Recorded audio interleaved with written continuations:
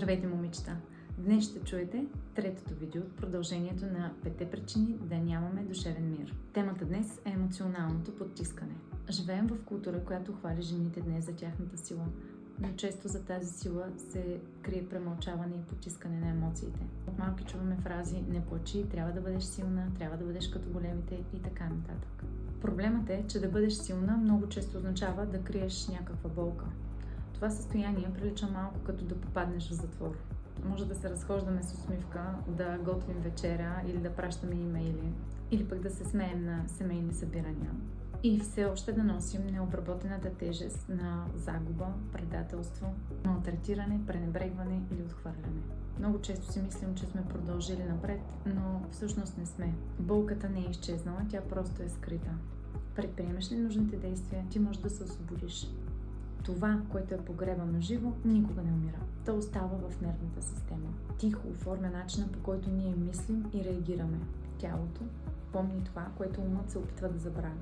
Жена, която не е превъзмогнала болката си, бързо се ядосва дори за най-малката дреболия. Но в действителност реакцията й не е за мръсната чаша или за неоправеното легло, а заради дългите години, в които тя е била невиждана, нечута и несигурна. Светът може да ви вижда като способна жена, но вътрешно вие сте изтощени от постоянната свръхбдителност. Това всъщност не е сила. Това е отчаяние. Това, което много жени не осъзнават, е, че емоционалното потискане не е просто психически навик. Това е стратегия за оцеляване. За малко момиченце е израснало в среда, където чувствата му са били отхвърляни, подигравани или наказвани. Мълчанието се е превърнало в безопасност. Като възрастни ние носим същото неизречено правило. Не показвай чувствата си прекалено много или ще загубиш любов, уважение, стабилност. Необработените емоции се съхраняват в нас, изпращайки постоянни сигнали за опасност, дори когато няма истинска заплаха. Ето защо един безобиден коментар от съпруга ни или приятели може да се почувства като атака. Изцелението изисква да се научи както сърцето, така и нервната система на нова истина. Безопасно е да чувстваш. Психологически, разбира се, емоционалното потискане създава емоционално натрупване. Преживяванията ни не са били усетени, обработени и освободени. С течение на времето това води до прегряване, хронична тревожност, депресия, дори физически заболявания.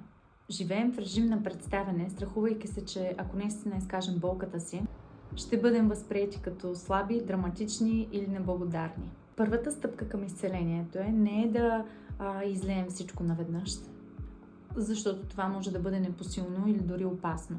Вместо това, инструментът, който препоръчвам, е постепенно емоционално израстване. Ето как работи. Отделяте си 10 дни. Може да започнете още от днес.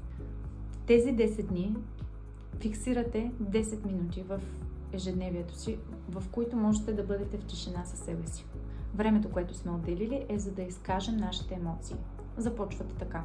Чувствам се ядосана, защото и продължавате да пишете, докато не опишете ясно причината, поради която сте ядосана. След като мина 10 дни, отделяме 1-2 часа, за да прочетем написаното.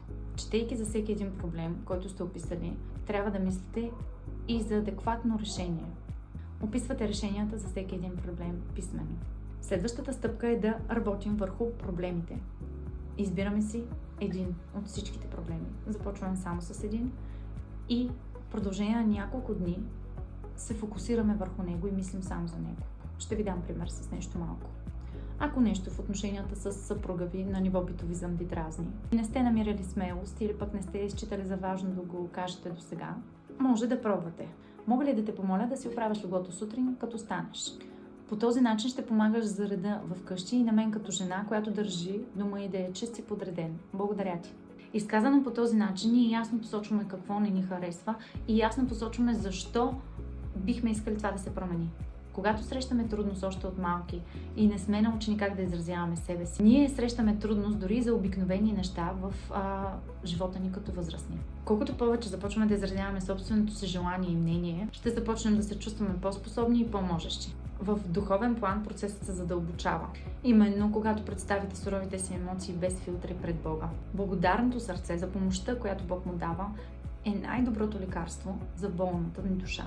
Целта не е да останете с болката за винаги, а да я преместите през тялото и духа ви, така че тя да не ви задушава. С течение на времето, когато позволявате на емоциите ви да бъдат изразявани по здравословен начин, ще откриете, че имате повече търпение, по-малко реактивност, по-дълбоки взаимоотношения и най-важното – възстановена връзка с истинското аз. Когато сме достатъчно честни, за да признаем къде сме счупени и достатъчно смели, за да позволим на Бог да ни възстанови отвътре навън, ние преживяваме емоционално и духовно обновление. Благодаря ви!